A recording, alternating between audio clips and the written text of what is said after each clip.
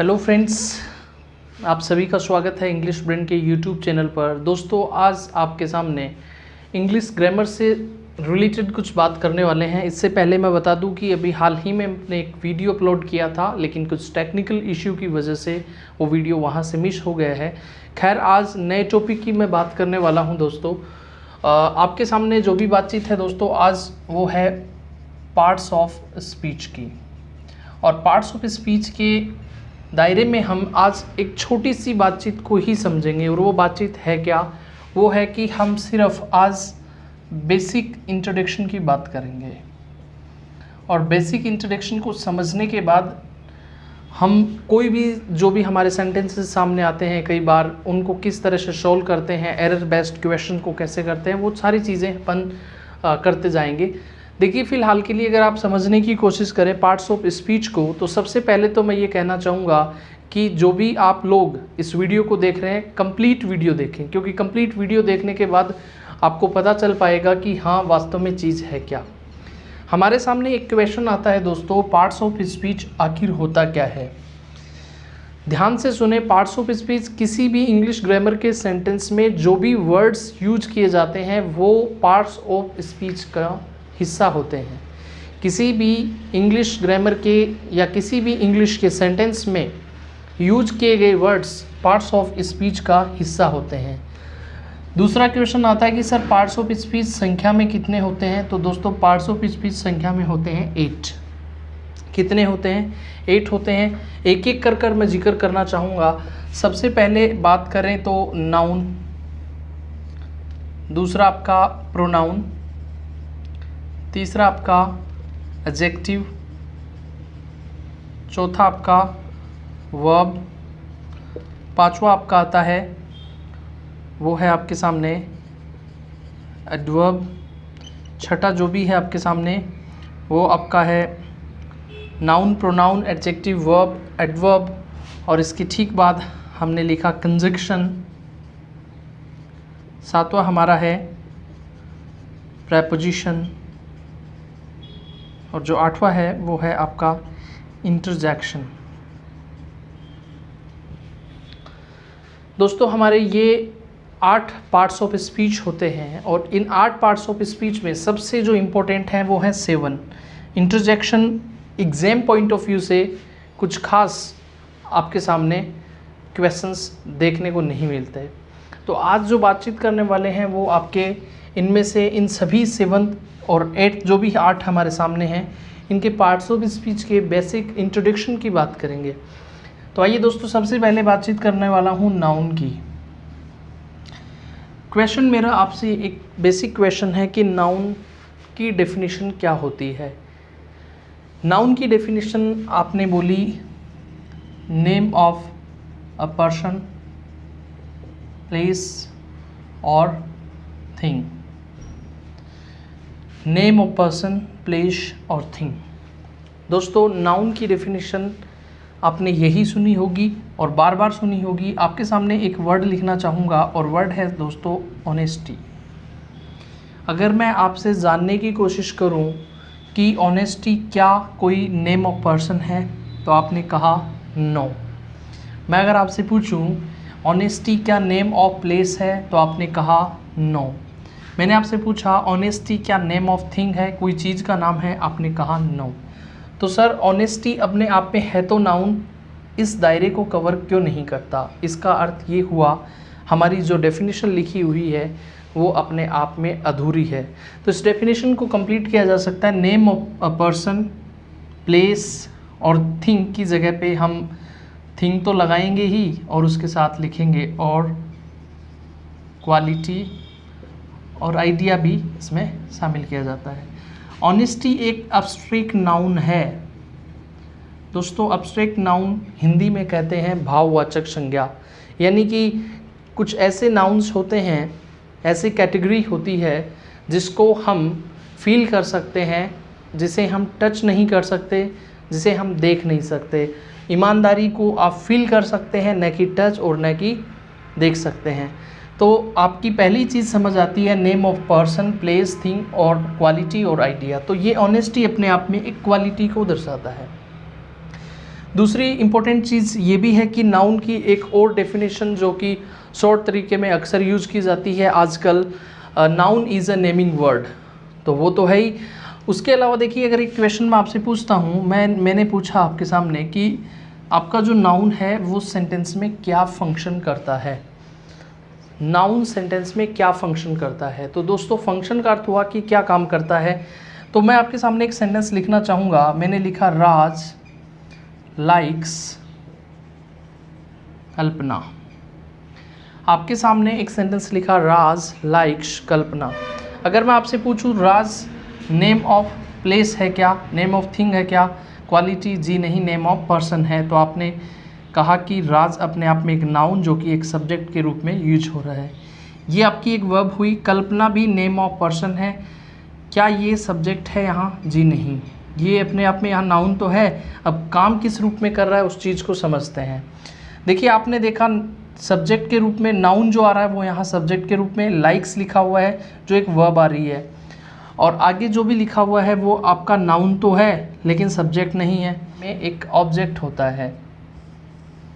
यहाँ पर एक बात समझ आती है कि नाउन जो फंक्शन करता है वो एक सब्जेक्ट के रूप में और एक ऑब्जेक्ट के रूप में। पहली बात, नाउन एक सब्जेक्ट के रूप में और एक ऑब्जेक्ट के रूप में। पहली बात समझ आ गई है हमें कि नाउन सब्जेक्ट के रूप में और ऑब्जेक्ट के रूप में फंक्शन करता है। दूसरी बात, अगर थोड़ा सा और लेवल बढ़ाकर देखें तो नाउन दोस्तों सब्जेक्ट कॉम्प्लीमेंट और ऑब्जेक्ट कॉम्प्लीमेंट के रूप में भी फंक्शन करता है। आखिर सब्जेक्ट कॉम्प्लीमेंट और ऑब्जेक्ट कॉम्प्लीमेंट है क्या, इसको हम किसी नेक्स्ट वीडियो में डिस्कस करेंगे। फिलहाल के लिए आप इतना समझें, noun name of person, place, thing, idea और क्वालिटी की बात हुई। फंक्शन की बात करें तो ये एक सब्जेक्ट के रूप में, एक ऑब्जेक्ट के रूप में, या सब्जेक्ट कॉम्प्लीमेंट या ऑब्जेक्ट कॉम्प्लीमेंट। इसके बाद में देखिए दोस्तों, नेक्स्ट बातचीत को आपके सामने रखने की कोशिश करूंगा, और नेक्स्ट बातचीत है दोस्तों प्रोनाउन की, कि प्रोनाउन किसे कहते हैं। जो आपकी हिंदी वाली जो डेफिनेशन थी, जो संज्ञा के स्थान पे जो शब्द यूज़ किए जाते हैं उसे प्रोनाउन कहते हैं, सर्वनाम कहते हैं। तो pronoun is a word which can be used in place of noun, जो नाउन की जगह पे। मान लीजिए थोड़ी ही देर पहले मैंने एक सेंटेंस लिखा था दोस्तों, और वो सेंटेंस था राज लाइक्स कल्पना। अगर मैं आपसे पूछने की कोशिश करूं कि लिखा हुआ जो राज है वो नाउन है, अगर इस राज की जगह हमें एक प्रोनाउन यूज करना है, राज मेल कैटेगरी से, इसलिए आपने कहा सर ही लिखना सही रहेगा। लाइक्स को एज इट इज़ लिखा, और कल्पना यहाँ नाउन है, ऑब्जेक्ट तो है ही, नाउन है। अगर इसको यहाँ पर फीमेल कैटेगरी के रूप में यहाँ मैं प्रेजेंट करूँ, क्या मुझे सी लिखना चाहिए? He likes C, sentence incorrect हो गया। अगर इस सेंटेंस को सही लिखते हैं तो अपन क्या लिखेंगे? He likes. कारण इसका क्या है? क्योंकि ही यहाँ तो एक सब्जेक्टिव केस है, बल्कि यहाँ हमें एक ऑब्जेक्टिव केस चाहिए। सी का ऑब्जेक्टिव केस दोस्तों हर होता है। इसका अर्थ हुआ कि ये सेंटेंस तो आपका सही हुआ और ये गलत हुआ। बहुत बेसिक चीज़ों को लेकर मैं आपके सामने उपस्थित हूँ, हर एक चीज़ को समझने की कोशिश करें। मान लीजिए इस सेंटेंस को थोड़ा सा उल्टा लिखने की कोशिश करते हैं। मान लीजिए ऐसा लिखा जाए, कल्पना लाइक्स राज, और अगर अब आपको कल्पना की जगह ऑप्शन दिया मैंने हर या फिर सी, आगे लिखा लाइक्स और आगे इस प्रकार से है, तो दोस्तों मैं पूछूं आपसे हर यूज होगा या सी? थोड़ी ही देर पहले आपने देखा हर एक ऑब्जेक्टिव केस, बल्कि हमें चाहिए यहाँ सब्जेक्टिव केस। कल्पना फीमेल कैटेगरी से, तो आपने सी को लिखा। इसके बाद में लाइक्स, यहाँ हमें राज का ऑब्जेक्टिव सब्जेक्टिव केस ही होता है, लेकिन इसका ऑब्जेक्टिव केस हमने लिखा हिम। तो कुल मिलाकर बात समझने वाली ये है कि जो नाउन के स्थान पे जो वर्ड यूज किया जा सकता है, मान लीजिए नाउन था, इसके स्थान पे ये यूज किया आपने, ये नाउन था, इसके स्थान पे ये यूज किया, तो नाउन के स्थान पे जो वर्ड यूज करते हैं आप, वो प्रोनाउन होता है। उम्मीद करता हूँ ये चीज़ आपको समझ आई होगी। नेक्स्ट बातचीत को लेकर चलते हैं दोस्तों। नेक्स्ट हमारी बातचीत है वो है एडजेक्टिव को लेकर। आप में से काफ़ी ऐसे लोग हैं और आप में से बहुत सारे ऐसे भी लोग हैं जो सही प्रोनाउंस करते हैं, जैसे कि इस वर्ड को कई तो एडजेक्टिव बोलते हैं, जबकि सही इसका होता है एडजेक्टिव। कारण इसका ये है, आपके सामने डी लिखा हुआ है और जे लिखा हुआ है। जब ए और जे के बीच में डी आता है तो डी को प्रोनाउंस नहीं किया जा सकता, इसलिए इसको हम कहेंगे एडजेक्टिव। पहली बात हुई ये। दूसरी बात है कि एडजेक्टिव की डेफिनेशन क्या है। तो एडजेक्टिव की डेफिनेशन हुई दोस्तों जो नाउन और प्रोनाउन को क्वालिफाई करे, जो नाउन और प्रोनाउन को क्वालिफाई करे। किसको क्वालिफाई करे? नाउन और प्रोनाउन को। बहुत बेसिक चीज़ें हैं, ध्यान से सुनेंगे चीज़ें समझ आएंगी। नाउन और प्रोनाउन को जो क्वालिफाई करे उसे हम कहते हैं एडजेक्टिव। मान लीजिए आपके सामने मैंने एक सेंटेंस लिखा, सी इज़ ब्यूटीफुल, और एक सेंटेंस और लिख दिया, सी इज़ अ ब्यूटीफुल वाइफ।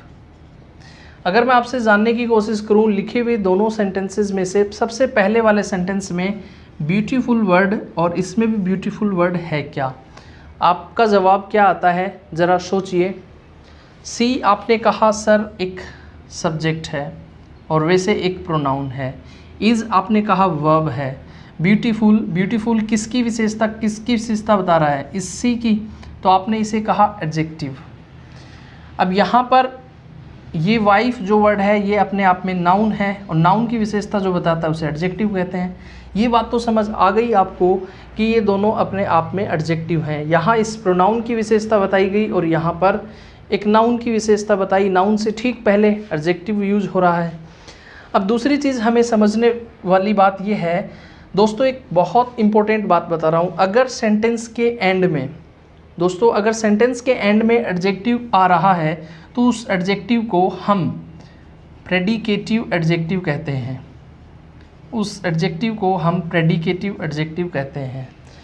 अगर सेंटेंस में नाउन से ठीक पहले एडजेक्टिव आ रहा है उसे हम एट्रीब्यूटिव एडजेक्टिव कहते हैं। उसे हम एट्रीब्यूटिव एडजेक्टिव कहते हैं। दोबारा सुने, अगर सेंटेंस में एडजेक्टिव सेंटेंस के एंड में आ रहा है उसे प्रेडिकेटिव एडजेक्टिव कहते हैं, और सेंटेंस में नाउन से ठीक पहले जो एडजेक्टिव आ रहा है उसे हम एट्रीब्यूटिव कहते हैं। ठीक है, उम्मीद करता हूँ आपको एडजेक्टिव से संबंधित बातचीत समझ आई होगी। आइए इससे नेक्स्ट वाले पार्ट्स ऑफ स्पीच के बारे में जिक्र करना शुरू करते हैं दोस्तों। नेक्स्ट हमारा जो है वो है आपके सामने वर्ब। वर्ब क्या होता है? तो वर्ब की अगर मैं आपसे डेफिनेशन पूछने की कोशिश करूं तो आप में से ज़्यादातर बच्चे या ज़्यादातर साथी यही कहेंगे कि सर रिप्रेजेंट एन एक्शन, कि किसी एक्शन को रिप्रेजेंट जो करे वो वर्ब है, या फिर आप कहेंगे सर इसे हम डूइंग वर्ड कहते हैं, या फिर आप कहेंगे सर ये अपने आप में एक्शन वर्ड है। कुल मिलाकर बात तो एक ही है, किसी भी एक्शन को रिप्रेजेंट करना या डूइंग वर्ड या फिर एक्शन वर्ड। अब दोस्तों एक सवाल मैं आपके सामने रखने वाला हूँ। मैंने एक सेंटेंस लिखा, सचिन प्लेज क्रिकेट। दूसरा सेंटेंस मैंने आपके सामने लिखा दोस्तों, Sachin is a good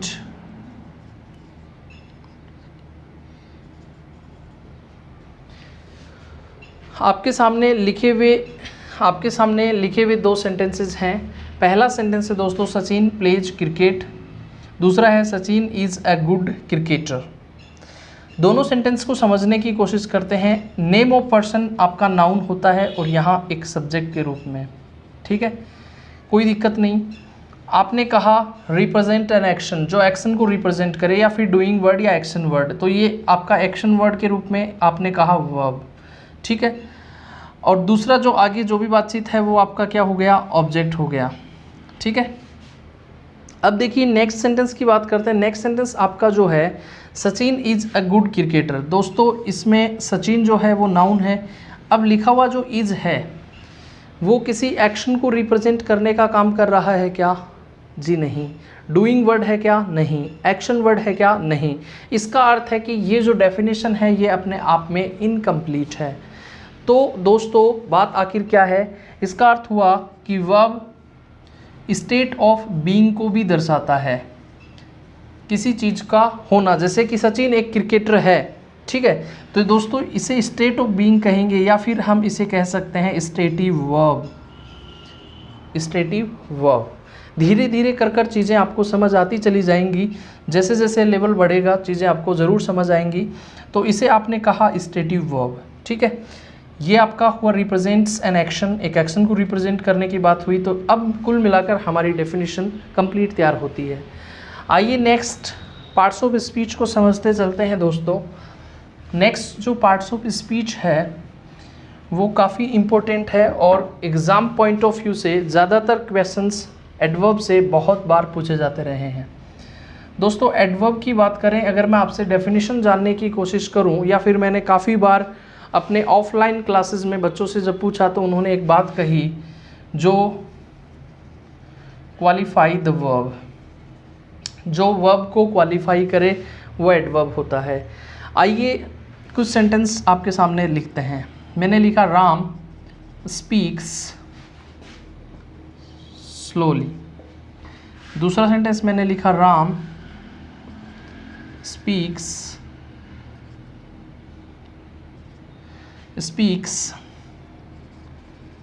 quite slowly. और तीसरा सेंटेंस आपके सामने लिखा Ram is a very slow speaker.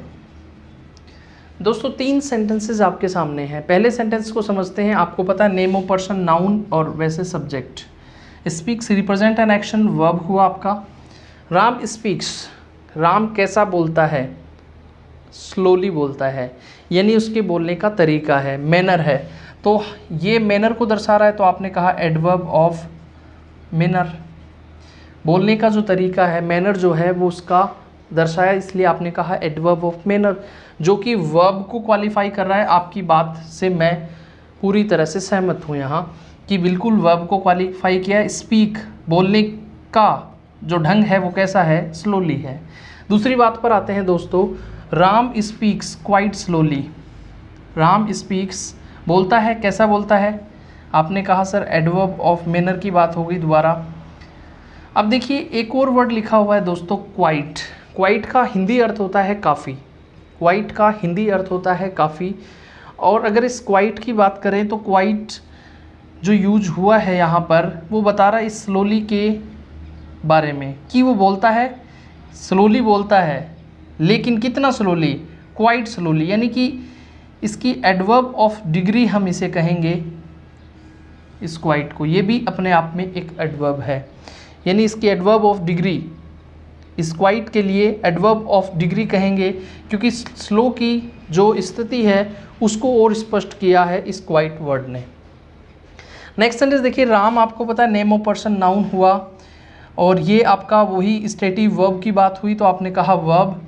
आगे स्पीकर अपने आप में एक नाउन है। नाउन से ठीक पहले हमेशा आपको एडजेक्टिव देखने को मिलता है।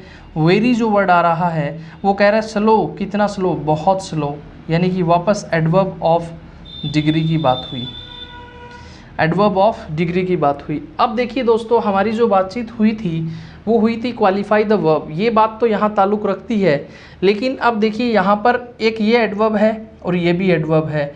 इसका अर्थ समझ आता है कि ये क्वालिफाई जो करता है वो न केवल एक वर्ब को करता है, इसके अलावा ये किसको करता है, ये किसको क्वालिफाई कर रहा है कि किसी भी सेंटेंस में जो एडवर्ब है वो दूसरे एडवर्ब को भी क्वालिफाई करता है। इसका अर्थ हुआ कि ये वर्ब को तो करता ही है और उसके साथ में अनदर एडवर्ब को भी करता है, यानी कि दूसरी जो एडवर्ब आई है उसको भी करता है। तीसरा सेंटेंस देखिए, Ram is a very slow speaker. ये एडजेक्टिव है, ये एडवर्ब है, यानी इस एडजेक्टिव को क्वालिफाई कर रहा है। इसका अर्थ हुआ कि किसी एडजेक्टिव को भी ये क्वालिफाई करता है। उम्मीद करता हूँ ये सारी चीज़ें आपको समझ आई होंगी। एडवर्ब क्वालिफाई करता है वर्ब को, अनदर एडवर्ब या adjective. Ram speak slowly, Ram कैसा बोलता है, ये उसका ढंग है। एडवर्ब ऑफ मैनर जो लिखी हुई वर्ब को क्वालिफाई कर रहा है। Ram speaks quite slowly, slowly इससे पहले ठीक वर्ड पहले आया क्वाइट, जो कि एडवर्ब ऑफ डिग्री है। तीसरा सेंटेंस है Ram is a very slow, noun, noun से ठीक पहले आपने देखा एडजेक्टिव, एडजेक्टिव से ठीक पहले आपने देखा एडवर्ब, एडवर्ब जो कि एडजेक्टिव को क्वालिफाई कर रहा है। देखिए नेक्स्ट बातचीत को आगे लेकर चलना चाहेंगे। दोस्तों नेक्स्ट जो बातचीत है आपकी वो है कंजंक्शन। कंजंक्शन दोस्तों अगर बात करें कन की, तो कन का अर्थ होता है टुगेदर। आगे जो भी लिखा हुआ है वो आपका है जंक्शन। जंक्शन का अर्थ होता है टू जॉइन, जोड़ना, दो चीज़ों को जोड़ना। अब इसमें हम वर्ड को वर्ड से जोड़ने की बात हो, कोई भी बीच में कंजंक्शन आ सकता है। फ्रेज, फ्रेज का अर्थ होता है दोस्तों शब्दों का समूह है, तो फ्रेज को फ्रेज से जोड़ने की बात हुई हो, या फिर हम बात करें क्लोज की, जिसे हम उपवाक्य कहते हैं, ठीक है, या फिर हम बात करते हैं दोस्तों सेंटेंस की। इनको जोड़ने का जो काम करता है उसे कंजंक्शन कहते हैं। मान लीजिए लिखा हुआ है राम एंड श्याम, तो दोस्तों ये एंड दो वर्ड को जोड़ रहा है, दो वर्ड को जोड़ रहा है, इसलिए ये कंजंक्शन है। इसकी जगह कोई सेंटेंस होता, एंड बट जो भी ये आते हैं ये कंजंक्शन के लिए यूज होते हैं। दो सेंटेंसेस को जोड़ सकते हैं, दो फ्रेजेस को। उम्मीद करता हूँ आपको कंजंक्शन की भी बात समझ आई होगी। बेसिक लेवल पर सिर्फ इंट्रो दे रहा हूँ मैं इनका। अगली बातचीत को देखते हैं दोस्तों। अगली जो बातचीत है वो हमारी है प्रेपोजिशन की। अगली बातचीत है वो है हमारी प्रेपोजिशन की। दोस्तों प्री का अर्थ होता है पहले, और पोजीशन की बात करें तो पोजीशन का आपको पता ही है, पोजीशन का अर्थ हुआ स्थिति। आप में से काफ़ी लोग प्रेपोजिशन की परिभाषा को इस तरह से जानते हैं कि प्रेपोजिशन नाउन और प्रोनाउन से पहले आता है। जी हाँ, मैं आपकी बात से ताल्लुक़ रखता हूँ और मैं सहमत भी हूँ, लेकिन पूर्णतः नहीं। प्रेपोजिशन की कंप्लीट परिभाषा दोस्तों होती है कि नाउन और प्रोनाउन से पहले तो आता है, लेकिन वो उसी सेंटेंस में आए हुए किसी नाउन या प्रोनाउन के साथ संबंध को दर्शाता है। दोबारा सुने, किसी प्रेपोजिशन किसी नाउन और प्रोनाउन से पहले तो आता है, लेकिन उसी सेंटेंस में आए हुए नाउन या प्रोनाउन के संबंध को दर्शाता है। एग्जाम्पल के तौर पे देखें तो मेरा सेंटेंस है the pen is on the table. मैंने आपसे पूछने की कोशिश की, लिखे हुए सेंटेंस को जब आप गौर से पढ़ते हैं तो इस सेंटेंस में आप नाउन को सर्च करें, तो आपने कहा सर इस सेंटेंस में नाउन की बात करें तो एक नाउन तो ये रहा। नाउन से ठीक पहले आपने देखा तो द है, ये तो आर्टिकल हो गया। इससे ठीक पहले आपने देखा ऑन, और ऑन अपने आप में एक प्रेपोजिशन है। ये बात तो हुई तय, लेकिन इसका जो संबंध है वो दर्शा रहा है इस नाउन से, यानी कि प्रेपोजिशन नाउन से ठीक पहले आता है, लेकिन उसी सेंटेंस में आए हुए दूसरे नाउन के साथ भी संबंध को दर्शाता है। मान लीजिए दूसरा सेंटेंस मैंने लिखा he is in the room. आपका ही अपने आप में एक प्रोनाउन है, रूम अपने आप में एक नाउन है। इससे नाउन से ठीक पहले आपने प्रेपोजिशन देखा। ये नाउन और प्रोनाउन जो है प्रेपोजिशन के माध्यम से इस संबंध को दर्शाने का जो कार्य कर रहा है, इस चीज़ को आप समझने की कोशिश करें, ठीक है। He is in the room इस सेंटेंस में ये नाउन हुआ, ये प्रेपोजिशन हुआ, और ये आपका प्रोनाउन हुआ। तो नाउन से ठीक पहले प्रेपोजिशन, लेकिन इसी सेंटेंस में आए हुए प्रोनाउन के साथ भी संबंध को दर्शाता है। उम्मीद करता हूँ प्रेपोजिशन आपको समझ आया होगा। दोस्तों अगली जो बातचीत है वो है आपकी कंजंक्शन की। माफ़ी चाहूँगा, अगली जो बातचीत है वो आपकी है इंटरजेक्शन की।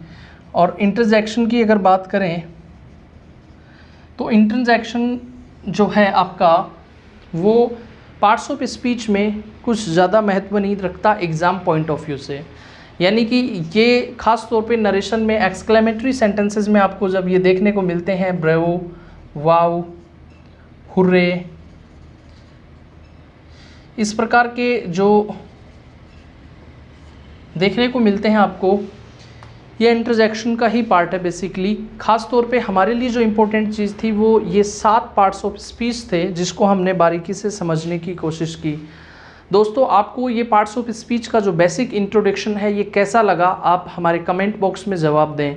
अगर आप पहली बार इस चैनल पर हैं तो आप प्लेलिस्ट में जाकर स्पोकन इंग्लिश तथा मोटिवेशनल वीडियोज़, और उसके साथ में अब नया जो इंग्लिश ग्रामर का हमारा ये प्लेलिस्ट जारी हो चुका है, इसको देखें जहाँ जितने वीडियो आपके सामने उपस्थित हैं। अगर आपने चैनल को सब्सक्राइब नहीं किया है तो चैनल को सब्सक्राइब करें। And thanks for watching this video and have a good day.